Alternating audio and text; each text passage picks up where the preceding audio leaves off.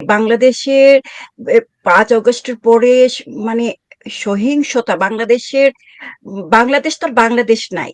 বাংলাদেশ একটা মানে মোটামুটি একটা জঙ্গি রাষ্ট্র। এখানে জঙ্গিদেরকে মুক্ত করা হয়েছে জেল থেকে।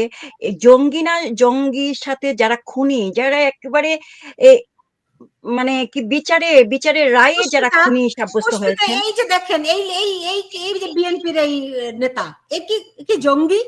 কেউ বিশ্বাস করবে এ জঙ্গি? কিন্তু কাজকর্ম হুম। তো জঙ্গি, রাইট? না, এরা হচ্ছে ঘটনা হলো যে এরা কিছুদিন এরা ভিতরে আদর্শ থাকতে হয়। আপনার একটা জিনিস হলো যে আপনার পারিবারিক আদর্শ, তারপরে আপনার একটা রাজনৈতিক আদর্শ।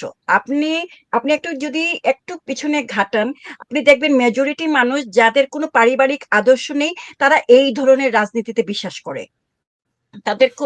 তারা এই ধরনের রাজনীতিতে বিশ্বাস করে এবং যারা এখন এনসিপির রাজনীতিতে আপনি দেখবেন এদের কোনো কথায় বার্তায় চলন ফলনে আপনি একটা একটা মানে ভালো জিনিস দেখাতে পারবে না যে ৫ আগস্টের পরে ইউনূস সরকার ক্ষমতায় আসার পরে বাংলাদেশের এই পরিবর্তনটা হয়েছে বা এই ভালোটা হয়েছে ৫ আগস্টের পরে।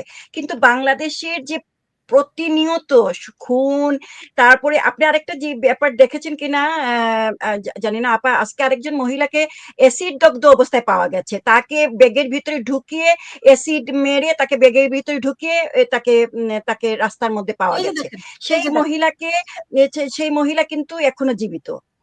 সেই মহিলা কিন্তু এখনো জীবিত। এই যে ঘটনাগুলা, অনেক ঘটনা আমরা দেখতে পাচ্ছি। যদিও মিডিয়াতে অনেক খবর আসে না। আমরা সোশ্যাল মিডিয়া থাকার কারণে আমরা অনেক বিষয় দেখতে পাচ্ছি। কিন্তু এইরকম ঘটনা আপনি বাংলাদেশের প্রত্যেকটা গ্রামে, উপজেলাতে, ইউনিয়নে অহরহ ঘটে যাচ্ছে। অহরহ ঘটে যাচ্ছে।